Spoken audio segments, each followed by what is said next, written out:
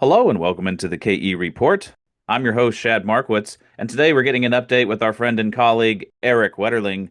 Erik is the Hedgeless Horseman, and we will put a link down below to the hedgelesshorseman.com so you can follow along with the companies on his radar in the resource space and some of the comments he makes on the sector in general. Erik, it's always great to have you on the show. And we were talking off mic about a couple of news releases that have come out over the last week or so. One of them that seems interesting, and M&A is always interesting, is the news that came out from Montage Gold on the 28th of November, so just the end of last week. Again, Montage is traded on the TSXV under the ticker MAU, and they announced the acquisition of African Gold, which is traded on the Australian Stock Exchange under the ticker A1G. Now, this is a big resource they're buying. They're adding on by picking up the Didievi project. What do you make of Montage as a developer making an acquisition to expand their resource base? I think this goes to show what ideas the investing philosophy is behind a company like Montage, who has very much a superior management team or an excellent management team and some of the best backers in the entire space, which is the Landins. And it's like, okay, how do you capture the alpha? Or it's like, what's the main value behind a story like that? Well, that's, the people, basically, their value creation skills. So how do you capture the alpha of superior backers and superior management teams? It's time held, basically. The more time you give them, the more problems they will have solved, the more value they will likely have created. And I put that in, that was the summation basically in my original article on Montage. I was like, the easiest way to play this is to just hold the stock for a long period of time and you're probably going to make money. It's up 12x since then or something. So obviously, it's just one example, but this one has been playing out along the lines of the thesis. There's never any guarantees, of course, but take this, for example, okay? They're buying something like 1 million ounces, 2.5 grams per ton, near surface, in the same country where they're building a mine.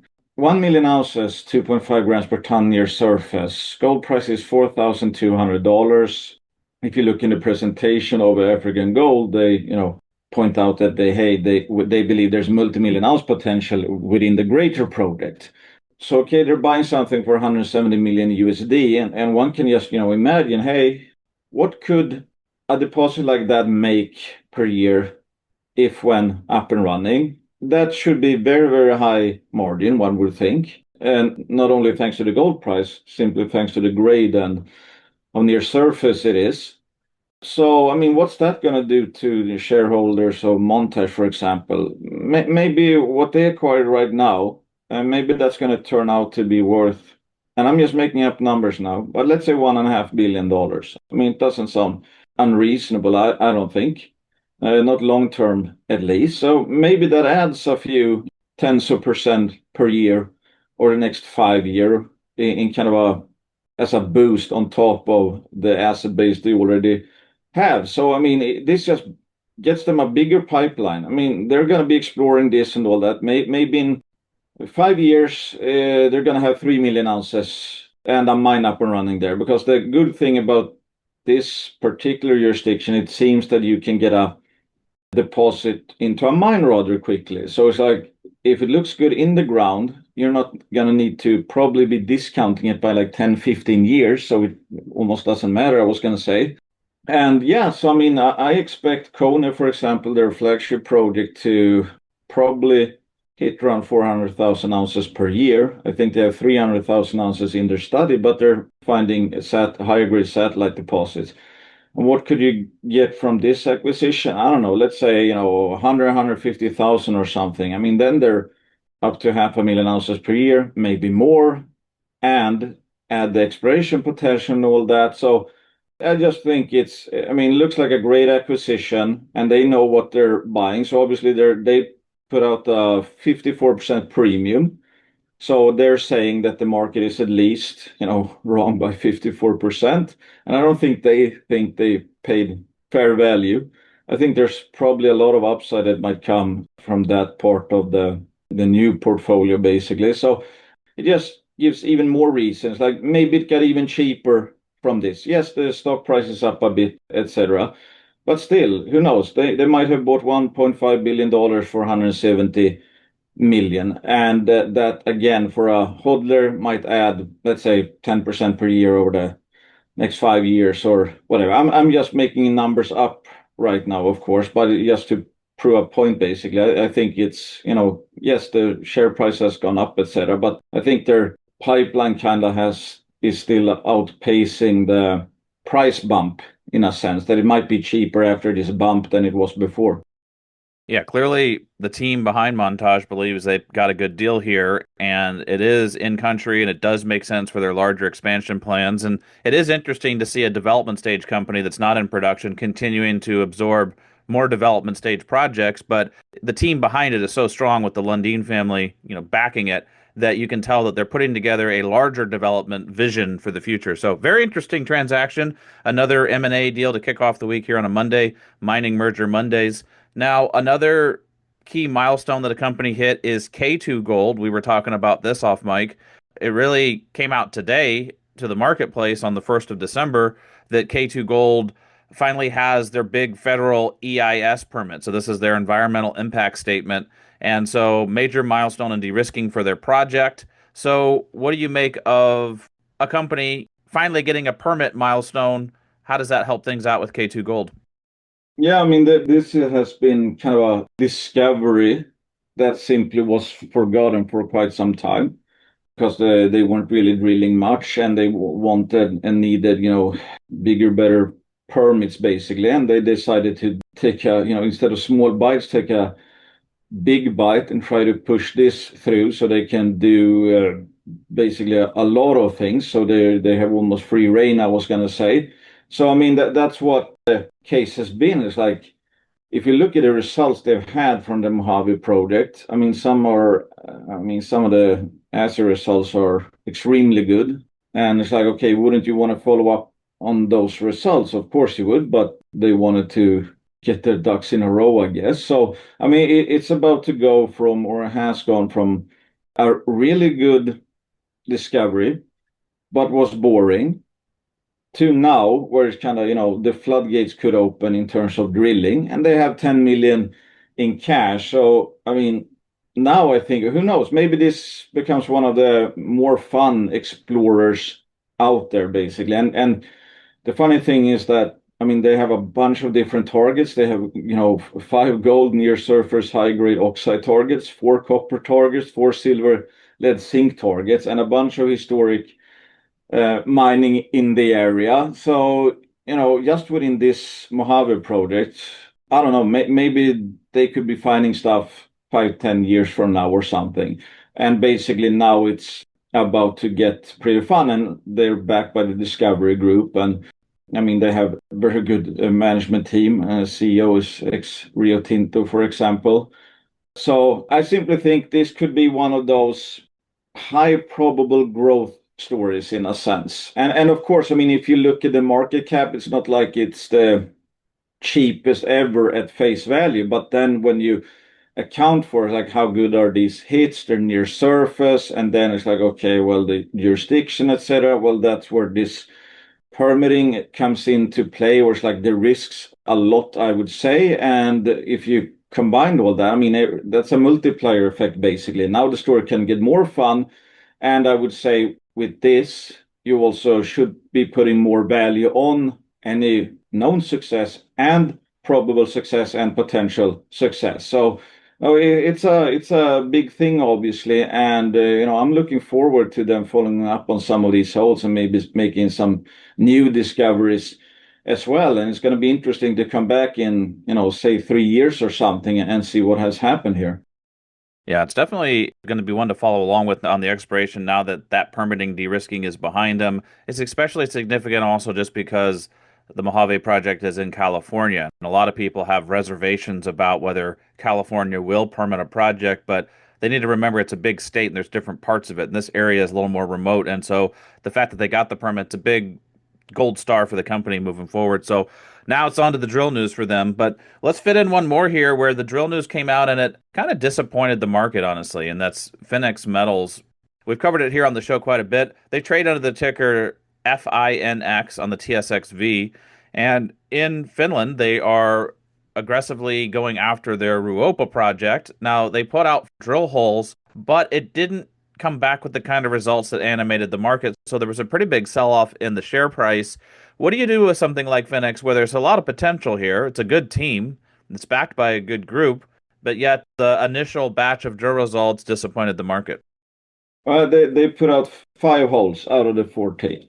So the majority of holes are still, we're waiting for assays from them.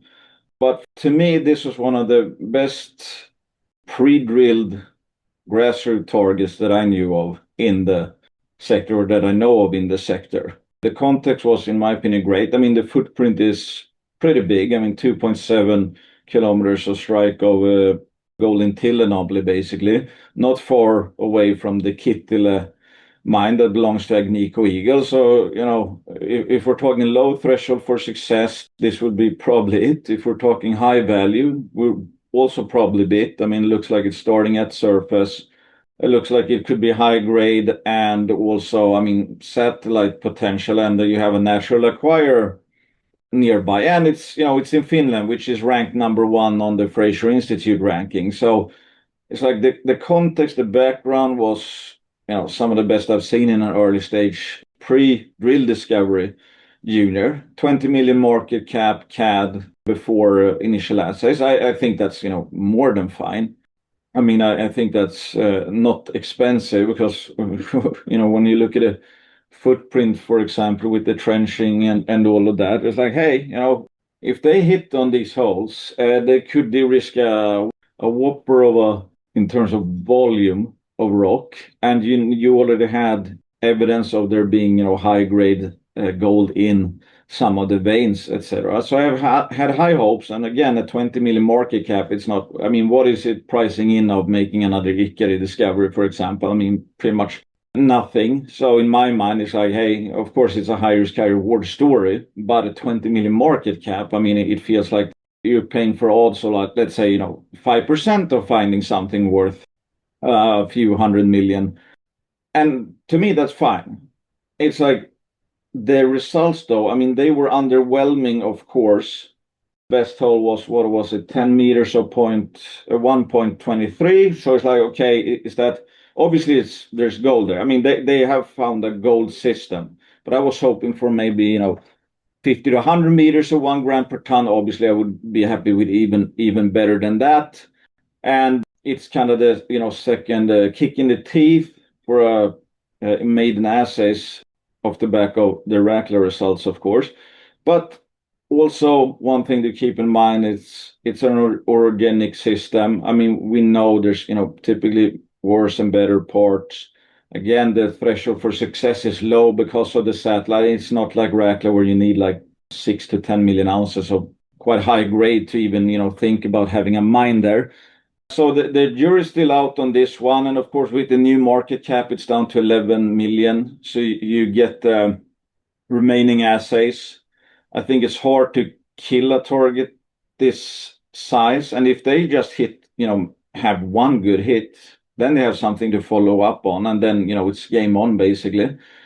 And if you look at, I mean, typical Newquest fashion, they have several projects in the portfolio. And you're obviously getting all of them also at 10 or 11 million market cap right now. So, I mean, I talked about it on YouTube recently, where it's like, I don't have a strong opinion. It's not like I'm jumping in buying because it went down in price, because there's, we have new information from the first assets and they were below my expectations. So, I mean, the expectations right now have gone lower. Same with the price. So, and the 10 million market cap is like, okay, well, you're still getting the rest of the project portfolio as well, including their big Tulpio base metal project, which I think alone could be worth more than this. So I guess the takeaway I had is like, I don't have strong opinions one way or the other. And as always, what I typically do nowadays with my early stage higher high reward stories is that I have a position before, let's say, maiden assays, but it's not big enough that I can't, let's say, double down if they make a success and the stock is up 100%. And kind of like Rackla recently, where it's like, I'm not buying more after the first as is disappointed, but I could be happy paying up 100% if the remaining holes hit, for example. They're not exactly the same threshold for success, and all that is different. I would call the grad target for Rattler now, for example, to be, I mean, I basically written that off. I haven't written off Rupa. So I'm still, I'm gonna patiently be waiting for the next ASI results. And it again, 10, 11 million market cap. If one of the holes gets some good smoke, where it's like, okay, this might be a, let's say, hotter part of this system, or this is where you might have more economic mineralization, then it's like I think it's game on again. And it's hard to kill a 2.7 kilometer long trend with 5 holes. So I think it's still early days for Finex. But personally, I'm not doubling down here. Now I'm, patiently waiting. Well, I think we'll wrap it up there for today, but it's a good point. I was going to ask you what you were going to do as far as strategy, and you just outlined it there for people listening in. So you're not necessarily adding more right here, but if they make a discovery, you're happy to add more, even if it jumps up 100%, because then you'd be buying post-discovery for the next 10 to 20 news releases and the follow-up program. So we'll definitely keep following along with Finex. And hey, there's still 9 more holes from the original 14 still to release. So even from the holes they drilled in the phase one, there's still a lot that we don't know yet that hasn't been released to the marketplace. So thanks for covering all three companies, Erik: Montage, K2 Gold, and Finex. And I'm sure we'll be talking again next week, looking at a couple more. But for those of you listening in, if you want to get more thoughts from Erik, definitely click on the link below down in the show notes. It takes you over to thehedgelesshorseman.com, where you can look at some of the companies on Erik's radar, some of the companies he does deep dives into, and also a lot of the news flow from these companies. So, Erik, as always, thanks so much for coming on the KE Report, and looking forward to our next conversation. Thanks, the same, Chad. And consider me biased as always. I own shares of all companies mentioned, and some are banner sponsors as well, so twice biased.